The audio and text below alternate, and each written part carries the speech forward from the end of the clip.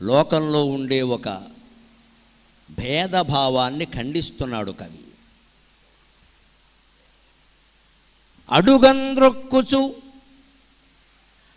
అడుగంద్రొక్కుచు గడ్డి పువ్వులను కుందాళింతలందాల్చు కైవడి. అడుగంద్రొక్కుచు గడ్డి పువ్వులను కుందాళింతలందాల్చు కైవడి. దీనాళిని ధిక్కరించి ధనులన్ బాటించు లోకంబు. దీనాళిని ధిక్కరించి ధనులన్ బాటించు లోకంబు. కన్పడునే ప్రేముడియందు కన్పడునే ప్రేముడియందు నీకు నిజమౌ భక్తుండు. నీవారలన్ కడవారిన్ కడుగారవించు. నీకు నిజమౌ భక్తుండు నీవారలన్ కడవారిన్ కడుగారవించు. మునిపక్ష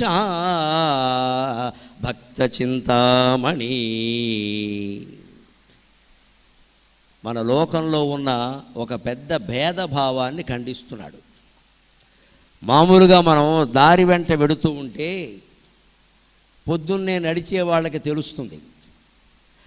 ఈ తార్ రోడ్డు మీద నడవాలనుకుంటారు కొందరు, లేదా ఫుట్పాత్ మీద నడుస్తారు. కానీ ఇటీవల చెబుతున్నారు, పూర్వం మన వాళ్ళు ఎప్పుడో చెప్పారు, నిజానికి పచ్చగడ్డిలో నడవాలండి. నడవనిస్తే కాస్త చిన్న చిన్న కంకర రాళ్ళు ఉండే చోట నడవాలండి. ఎందుకో తెలుసా? కాలికి సన్నని ముళ్ళు రక్తం వచ్చేలా కాదు, గుచ్చుకోవాలి కంకర్రాళ్ళలాగా. అప్పుడు రక్త ప్రసారం బాగా జరుగుతుంది. దానికి ఇప్పుడు ఆధునిక కాలంలో ఉపాయం ఏమిటంటే, మీరు పచ్చగడ్డ మీద నడిస్తే ఎవడో తొక్కేసామంటాడు, పాడు చేసాం, లాన్లు ఊరికే ఉంటాయి, నడవనివ్వరు. కానీ కొన్ని ఇళ్లల్లో బాత్రూమ్ దగ్గర ఇలా పీచులా వేస్తారు చూడండి, డోర్ మ్యాట్ పైన ఇలా ముళ్ళులా గుచ్చుకుంటూ ఉంటాయి, దాని మీద నడవండి. చెప్పులతో కాదు, చెప్పులు లేకుండా నడవాలి. ఎందుకంటే ఆ ముళ్ళు లాంటివి గుచ్చు అని రక్తం ఏమి రాదు, కానీ ఆ చర్మరంధ్రాల్లో వాటిని, అరికాల్లో వాటిని గుచ్చుకోవడం వల్ల రక్త ప్రసారం బాగుంటుంది.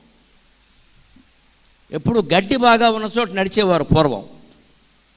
అసలు పశువులను మేపేవాడు గొల్లవారు ప్రత్యేకంగా, వాళ్ళకి ఎప్పుడు అనారోగ్య సమస్యలు ఉండేవి కాదండి. ఎందుకంటే పొద్దున్నే గోవులను మేపుకుని వెళ్ళిపోతాడు పచ్చగడ్డి మైదానాలు.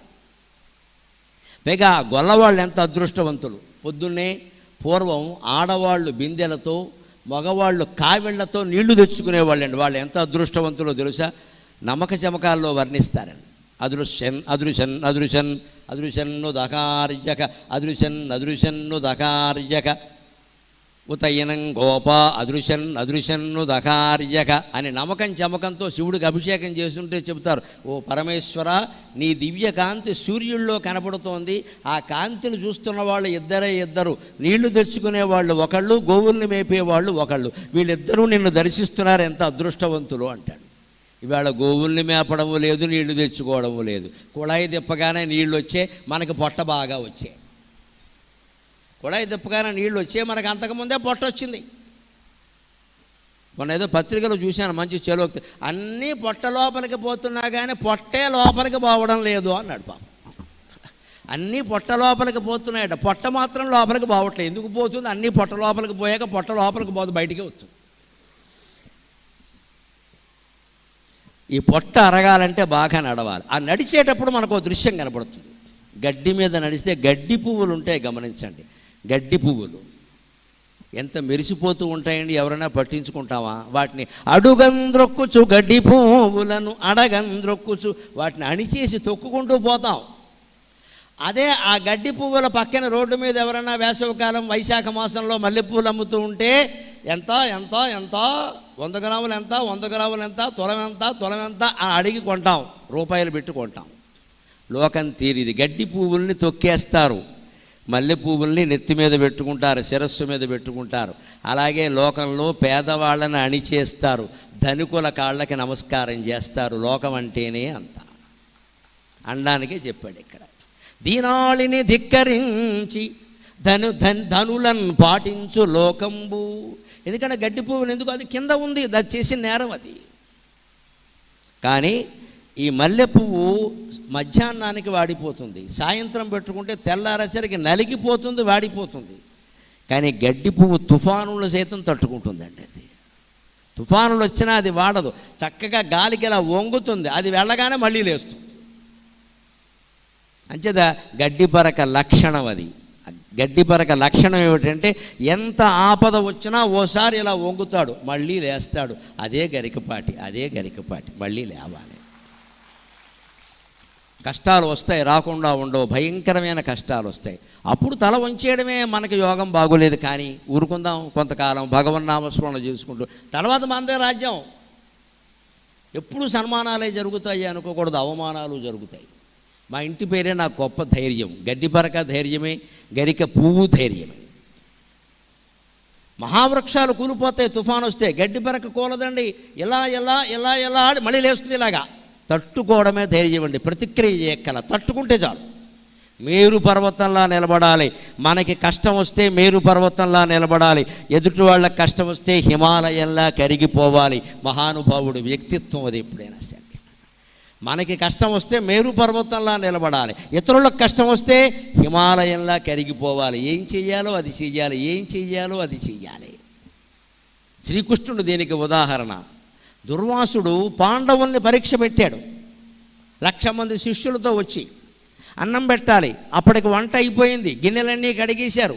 గత్యంతరం లేక ద్రౌపదీదేవి శ్రీకృష్ణుడిని ప్రార్థించింది.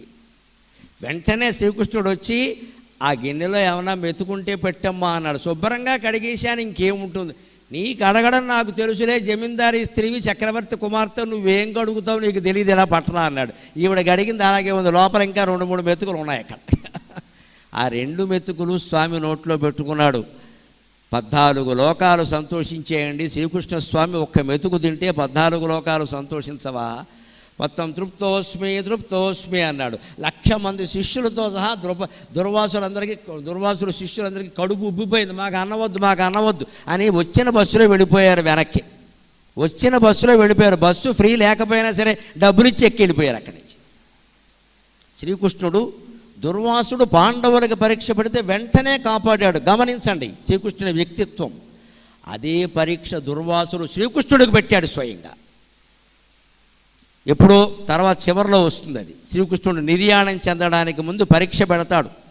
శ్రీకృష్ణుడు నిర్యాణానికి ముందు. ఎందుకంటే దుర్వాసుడు శివుడి అంశ, విష్ణు భక్తుడు. ఆయనకి శ్రీకృష్ణుడు బోయవాడి బాణంతో చనిపోవడం ఇష్టం లేదు. ఆయన తెలుసు చనిపోతాడని. అసలు శ్రీకృష్ణుడు చనిపోవడం ఆయనకి ఇష్టం లేదు, చనిపోకూడదు అని తన తపశ్శక్తిని అంతా కృష్ణుడికి ధారపోద్దాం అనుకున్నాడు దుర్వాసుడు. అంత విష్ణు భక్తుడు. కానీ అలా ధారపోసేటప్పుడు ఎప్పుడు ఊరికే ఏదో ఉచిత పథకాలు పంచిపెట్టకూడదు. ఇక్కడ అవన్నీ వృధా అయిపోతాయి. పరీక్ష చేయాలి. అందుకోసం రుక్మిణీ కృష్ణుల ఇంటికి వచ్చి, కృష్ణ నేను నీ ఇంట్లో 10 రోజులు ఉంటాను అంటే, మహర్షి మీరు ఉంటానండమే నాకు ఆనందం, ఉండండి, నేనేం చెప్తే అది చెయ్యాలి, నువ్వు మీ ఆవిడ కూడా ఎదురు చెప్పడానికి వీల్లేదన్నాడు. అలాగే అన్నాడు. విచిత్రం. బండి కట్టమన్నాడు. బండిని మీ ఇద్దరు ఎద్దులుగా మోయండి, ఎద్దులను తీసేయండి అన్నాడు. కృష్ణుడు ఒకవైపు, రుక్మిణి ఒకవైపు ఎద్దులుగా ఉన్నారండి. ఆ బండి మీద దుర్వాసుడు కూర్చుని తోలాడు. కంచికర్ర పెట్టి కొట్టాడు. ఇద్దరూ భరించారు. ఎదురు తిరగల. మరి పాండవుల్ని పరీక్ష పెడితే ఒక్క దెబ్బలో దుర్వాసుడికి గుణపాఠం చెప్పిన వాడు తనకి పరీక్ష పెడితే చెప్పకూడదు, చెప్పలేదండి. ఎదుటి వాళ్ళకి కష్టం వస్తే హిమాలయంలా కరిగిపోవాలి, మనకి కష్టం వస్తే మేరు పర్వతంలా తట్టుకున్నాడు. అంతేకాదు, ఆ బండి దిగాక అన్నం వండు అన్నాడు.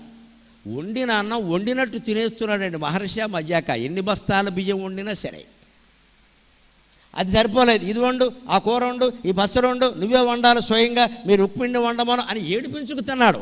చివరికి ఇంకోటి చెప్పాడు, పరవాన్నం వండమన్నాడు. తిన్నంత తిన్నాడు, పడుకున్నాడు గోచిగుడ్డ పెట్టుకుని. నా ఒళ్ళంతా పోయి పరవాన్నం. పిచ్చి పరీక్షలు అంటారు వీటిని. చికాకు వచ్చేస్తుంది ఎవరికైనా. శ్రీకృష్ణుడు ఓపిగ్గా ఒళ్ళంతా పూశాడు. అయిపోయాక ఒళ్ళంతా పూసావా చూసుకో అన్నాడు. చూసుకున్నాను స్వామి, ఒళ్ళంతా పూశాను అన్నాడు. సరే, ఇప్పుడు నేను అనుగ్రహిస్తున్నా, నీకు మరణం లేదు అన్నాడు. ఇదంతా పరీక్ష. ప్రభు, నిన్ను పరీక్షించడానికి నేనెంత వాడిని, నువ్వు మరణించడం నాకు ఇష్టం లేదయ్యా, నీకు మరణం లేదు అన్నాడు. ఏమి స్వామి, నేనేం అడగలేదు కదా మరణం వద్దని. ఈ 16,000 మందితో చచ్చి ఎప్పుడు పోదావా అని నేను చూస్తున్నాను ఇక్కడ. నాకెందుకు ఈ గోల అంటే, లేదయ్యా నువ్వు ఉండాలయ్యా, నీకు మరణం లేదయ్యా, అందుకే నేను పరవాన్న ఒళ్ళంతా పూయమన్నావయ్యా. మళ్ళీ అడుగుతున్నా, అంతా పూసావా? అంతా పూశాను అన్నాడు. దుర్వాసుడు వెళ్ళిపోయాడు. ఊరు దాటి వెళ్ళాక ఒళ్ళంతా చూసుకుంటే కుడికాలి బొటన వేలికి పుయ్యడం మర్చిపోయాడు పరమాత్మ. అయ్య పరమాత్మ, నీ పంతమే నెగ్గించుకున్నావయ్యా, నా పంతం నెగ్గలేదయ్యా, అక్కడే బాణం తగిలి నువ్వు వెళ్ళిపోతావయ్యా అన్నాడు. ఇంకా చేసేది లేక సరిగ్గా అక్కడే కొట్టాడు పోయేవాడు. వాడు పూర్వజన్మలో వాలి, వాడి కథ వాడిది. అప్పటి పగ ఇప్పటి వరకు పెట్టుకున్నాడు వాడు. ఒక్క బాణం ఆ బొటన వేలికి తగిలింది, వెళ్ళిపోయాడు. కృష్ణ పరమాత్మ చరిత్ర గమనించండి, ఎంత ఆశ్చర్యమో. పాండవులకు కష్టం వస్తే దుర్వాసుడికి బుద్ధి చెప్పాడు. అదే దుర్వాసుడు తనకి పరీక్ష పెడితే తట్టుకున్నాడు, కానీ గుణపాఠం చెబుదామని ప్రయత్నం చేయాల. మనమేనా అంతే, మనకి కష్టం వస్తే ధైర్యంగా తట్టుకోవాలి. ఇతరులకి కష్టం వస్తే ఏదో ఒక ప్రయత్నం చేసి ఆ కష్టాన్ని తొలగించాలి. అదే మానవత్వం, అదే దైవత్వం. అందుకే ఇక్కడ ఏం చెబుతున్నాడంటే, నీకు నిజమౌ భక్తుండు నీవారలన్ కడవారిన్ కడుగారవించు మునిపక్ష భక్త చింతామణి. మనం నిజంగా దైవభక్తులమైతే పేదవాళ్ళకే ఎక్కువ దానాలు చెయ్యాలమ్మా. మహిళామణులందరికీ నమస్కారాలు పెట్టి కోరుతున్నా, మీ ఇళ్ళు వ్రతం చేసినా నోము చేసినా, మీరు సంపన్నులైతే కారు నిండా చీరలు 10 20 మీ ఓపిక మేరకు పెట్టుకుని, నిమ్న కులాల వారు, బాగా బలహీన వర్గాల వారు ఈ ఉచిత పథకాల మీద ప్రభుత్వం ఎవరిని ఆకర్షిస్తుందో వాళ్ళ ఇంటికి మీరే వెళ్ళి బొట్టు పెట్టి అందరికీ తలో చీర ఇవ్వండమ్మా. మతం మార్పిడి ఆగిపోతుంది, దేశం బాబు. మన బంధువులకి మన మిత్రులకి ఇవ్వడం కాదండి, వాళ్ళకి ఎంత ఇచ్చినా సంతోషం ఉండదండి. అక్కడ మూతి ముద్దాపురం తిప్పేస్తారు, ఇక్కడ ఇచ్చావులే అంటారు. ఇక్కడ పేదవాళ్ళకి ఇవ్వాలి, అదే చెబుతున్నాడు ఇక్కడ. మనం భగవద్భక్తులమైతే నీవారలన్ కడవారిన్ కడుగారవించు. అన్నిటికంటే చిట్ట చివరి వర్గం, తినడానికి కూడా తిండి లేని వర్గం, సమాజంలో అనేక రకాల అవమానాలకు గురవుతున్న వాళ్ళు ఎవరున్నారో వాళ్ళకి మనం మేలు చేయాలి, వాళ్ళనే భక్తులుగా గుర్తించాలి. ఎంతసేపు బాగా డబ్బున్న వాళ్ళ వెనకాల, పెద్ద వర్గాల వెనకాల, పెద్ద కులాల వెనకాల తిరగడం కాదు ఇక్కడ. దానికి మన వైష్ణవ సోదరులు గొప్ప సంప్రదాయాన్ని పాటిస్తారండి. చిలుకూరు బాలాజీ ఆలయంలో చూశాను నేను, హైదరాబాద్ చిలుకూరు బాలాజీ ఆలయం. వీసా బాలాజీ అంటారు, అమెరికా వీసా కావాలంటే అక్కడ దండం పెట్టుకుంటారు. అక్కడ ఒక గొప్ప ఆచారం, చాలా వైష్ణవ ఆలయాల్లో ఉంటుంది ఆచారం. వాళ్ళకి మునివాహన సేవ అని ఒక పండుగ ఉంటుంది, మునివాహన సేవ. ఆ రోజుని ప్రత్యేకించి నిమ్న వర్గాల ఇళ్ళకి ఈ గుళ్ళో అర్చకుడు వెళ్ళి ఆ నిమ్న వర్గాలకు సంబంధించిన తండ్రిని కానీ కొడుకును కానీ తన భుజాల మీద ఎక్కించుకుని ఈ విష్ణు ఆలయానికి లోపల గర్భగుడిలోకి తీసుకెళ్ళి దండం పెట్టిస్తాడు, భుజాల మీద ఎక్కించుకుని. దాన్ని మునివాహన సేవ అంటారు. మునిని వాహనంగా చేసుకున్నాడు అన్నమాట ఆ అభ్యర్థి. ఎందుకు వచ్చిందంటే మనం ఒప్పుకొని తీరాలి. హిందూ సమాజం చేసిన మహాపాపం ఏమిటంటే, స్వాతంత్రం వచ్చే వరకు ఈ దేశంలో దేవాలయాల్లో చాలామందికి ప్రవేశం లేదండి. ఉన్న వాస్తవాన్ని మనం అంగీకరించాలి, ఉన్నది ఉన్నట్టు ఒప్పుకోవలేను. మనం అన్యాయం చేశాం, మనం అక్రమం చేశాం, ఈవేళ దాని ఫలితం అనుభవిస్తున్నాం. రకరకాల కులాహంకారాల కారణంగా వాళ్ళను గుళ్ళోకి రానివ్వలేదు, మంచినీళ్ళు తాగనివ్వలేదు, అన్నింట్లోనూ బహిష్కరించాం. ఈవేళ వాళ్ళు మన బహిష్కరిస్తే ఆశ్చర్యమే లేదండి. నేనైతే బాధపడను, జరిగేది జరుగుతుంది అంతే. సృష్టి ఎప్పుడూ ఇంతే. ఒకప్పుడు ఎవరిని అవమానించామో వారి చేతుల్లో మనం అవమానాలు పడక తప్పదు. వ్యక్తి అయినా అంతే, సమాజమేనా అంతే. ఇక నుంచి అయినా మనం గుర్తుపెట్టుకుని, మీరు మధురమైన ప్రవచనాలు వింటున్న వ్యక్తులుగా ఏ కులం వారిని అవమానించకండి దయచేసి, ఏ వ్యక్తిని అవమానించకండి. భగవంతుడి దగ్గర అందరూ సమానమే. వీళ్ళ దురదృష్టం ఏంటంటే, దేవాలయంలో కూడా ఎవడు ఎక్కువ చందా ఇస్తాడో వాడికి ప్రాధాన్యం ఉంటుంది. వాడు ఆ డబ్బు ఎలా సంపాదించాడో ఎవరికీ అక్కర్లేదండి. అక్రమంగా సంపాదించినా సరే వాడు 10 లక్షలు డొనేషన్ ఇస్తే గుడికి, వాడు ఎలాంటి వాడు అనేది ఆలోచించకుండా అర్చకులు వెళ్ళి పూర్ణకుంభ స్వాగతం చెప్పేస్తారు. అక్కడ వాడు దేశాన్ని మొత్తం పూర్ణకుంభం కింద మింగేశాడు. వాడి కోసం ప్రత్యేకం తలుపులు తెరుస్తారు, ప్రత్యేకం హారతిస్తారు. వాడు దేశానికి హారతి ఇచ్చేసాడు. వాడి ప్రవర్తనను గమనించకుండా డబ్బుకే ప్రాధాన్యం ఇస్తున్నారు ఇవాళ దేవాలయంలో. చాలా తప్తమైన హృదయంతోనే మాట్లాడుతున్నా. అది మానేసి వడ్డాది సుబ్బారాయుకి ఏం చెబుతున్నాయంటే, పేదవాళ్ళకి ప్రాధాన్యం ఇవ్వండి, భక్తులకి ప్రాధాన్యం ఇవ్వండి, చిత్తశుద్ధి ఉన్న వాళ్ళకి ప్రాధాన్యం ఇవ్వండి అని చెబుతున్నాడు ఆయన. దేవాలయం అంటే అది. ఒక దేవాలయం ఉంది అంటే అక్కడ సమీపంలో పోలీస్ స్టేషన్ ఉండకూడదమ్మా. పోలీస్ స్టేషను దేవాలయం రెండూ ఉన్నాయంటే దేవాలయం దాని పనిది చేయడం లేదన్నమాట. దేవాలయం ఉన్న చోట ధర్మం ఉండాలి. ధర్మం ఉంటే న్యాయం ఉంటుంది. ధర్మం న్యాయం ఉన్న చోట పోలీస్ స్టేషన్ ఎందుకండి పని లేక? మనకి దేవాలయమే, దొంగతనమే. పైగా దేవాలయాలున్న దొంగతనం నమశివాయ. ఈ ప్రవర్తన రావాలి. ఈ ప్రవర్తనలో అద్భుతమైన మార్పుని మనం సాధించగలగాలి ఖచ్చితంగా. ఇంకొక విషయం చెప్పుకుని 2 నిమిషాల్లోనే మనం సెలవు తీసుకుంటాం. నిజమైన భగవద్భక్తి ఉన్నవాడు లోకంలో ఎవ్వరి ఆగ్రహానికి భయపడవలసిన అవసరం లేదు, ఎవ్వరి అనుగ్రహాన్ని కోరవలసిన అవసరం కూడా లేదు. ఆ ఒక్క ధైర్యవచనంతో మనం సెలవు తీసుకుందాం. త్రుటిలో రూపరు మర్త్యకీటకముల, త్రుటిలో రూపరు మర్త్యకీటముల ఈ క్రోధ ప్రసాదములెంతటివి. త్రుటిలో రూపరు మర్త్యకీటముల ఈ క్రోధ ప్రసాదములెంతటివి. ఏమౌనిక వాణి చేత అవి ఆత్మంతాకునే. ఏమౌనిక వాణి చేత అవి ఆత్మంతాకునే. నాకు నెప్పటికిన్ యుష్మదనుగ్రహగ్రహములే పాటించి వర్తిల్లునంతటి ధైర్యమును పాదుకొల్పు పరమాత్మ భక్త చింతామణి. లోకంలో ఎవడైనా ధనవంతుడు మన అనుగ్రహిస్తే ఇక వాడు చుట్టూ తిరుగుతూ ఉంటాం మనం చేతులు ఇలా మెలుపుకుంటూ. ఒక అధికారి, ఒక నాయకుడు, ఒక డబ్బున్నవాడు ఎవడైనా మన కాస్త పలకరించి ప్రేమగా మాట్లాడితే అయ్య బాబు అన్ని జమీందారు నా భుజం మీద చెయ్యేసి మాట్లాడాడు. వాడు ఎంతటి భుజాలు నరికేసి ఆ డబ్బు సంపాదించాడో వీడు ఆలోచించాడు. వీడు భుజం మీద చెయ్యేసి మాట్లాడడమే గొప్ప. అంత పెద్ద ఆయన నా భుజం మీద చెయ్యేసి మాట్లాడాడు. పోనీ ఆయన జ్ఞానంలో పెద్ద ఆయన అయితే పర్వాలా, విద్యలో పెద్ద ఆయన అయితే పర్వాలా, ఔదార్యంలో పెద్ద ఆయన అయితే ఏమీ లేదు, డబ్బులో పెద్ద ఆయన అంతే. అధికారం ఆయన చేతుల్లో ఉంది.